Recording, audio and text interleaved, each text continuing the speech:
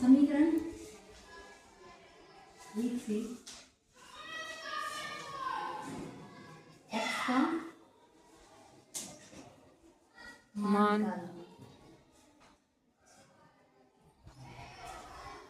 x का मान रख रहे हैं। क्या कर रहे हैं? मुझे अपन समीकरण 1 को लिख रहे हैं। क्या है? x प्लस वाई बराबर 14।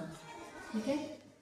अब क्या करेंगे अपन कि x है, ये y है, इस तरफ ले जाएंगे तो यहाँ पे क्या बच जाएगा? x।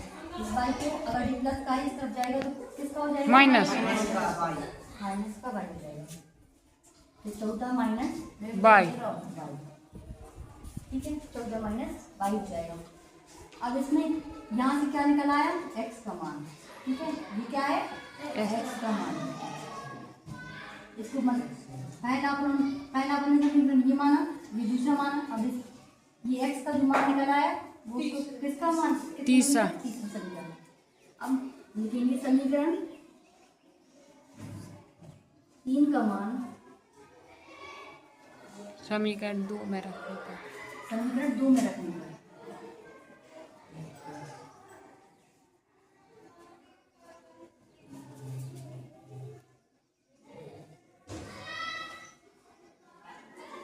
ठीक है, समीकरण 2 में रखने का। और समीकरण नंबर 2 है x माइनस y बराबर 4। ठीक है, तो यहाँ पे जो x लिखा है उसकी जगह पे अपन ये वाला मान रख देंगे। ठीक है, तो बाकी ये जहाँ पे x लिखा वहाँ पे क्या लिख देंगे? 14 माइनस वाई। ठीक है, 14 माइनस वाई माइनस का क्या हो जाएगा? y बराबर की 4। क्योंकि इस x की जगह पे अपन ने क्या लिख दिया? 14 माइनस वाई। ठीक है, फिर उसके बाद एक y के आगे कुछ नहीं लिखा होता तो एक माना जाएगा वहाँ। ठीक है, एक y और एक y मिलके कितना हो जाएगा? 2y।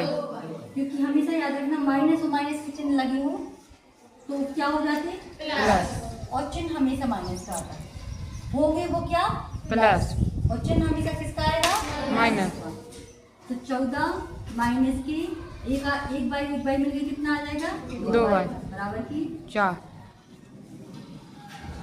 अब इस 2y को इस तरफ ले जाएंगे। हमने बताया था ना कल कि चर से माइनस होते हैं, अचर से माइनस होते हैं। ठीक है, तो अचर को इस तरफ लाएंगे तो 14 माइनस के 4 और 2y जी प्लस का था तो ये माइनस का हो गया और 2y को इस तरफ लाए तो माइनस का है तो क्या हो जाएगा? प्लस।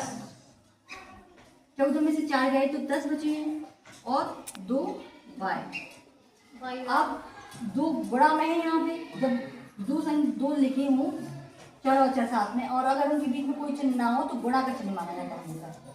तो इनका गुणा का चिन्ह में अगर ये गुणा का इस तरफ लाएंगे तो हमेशा भाग में आती है संख्या। अगर गुणा वाली संख्या को इस तरफ दूसरी तरफ लाते हैं तो हमेशा वो किस में आएगी? भाग। प्लस वाली संख्या हमेशा माइनस में आएगी और गुणा वाली संख्या भाग में आएगी। तो 10 की बटे में क्या आ जाएगा? 2 y। 2 का भाग 10 में देंगे तो क्या आ जाएगा? 5 y। तो y का मान क्या आ गया?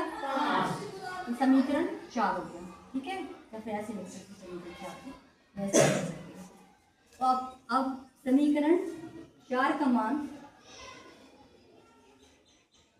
x का मान जो वहाँ पे निकाला था वहाँ पे रख देंगे। तो वहाँ से अपन समीकरण 3 में रखने का। समीकरण 4 का मान कहाँ रखेंगे अपन? समीकरण 3 में रखने का।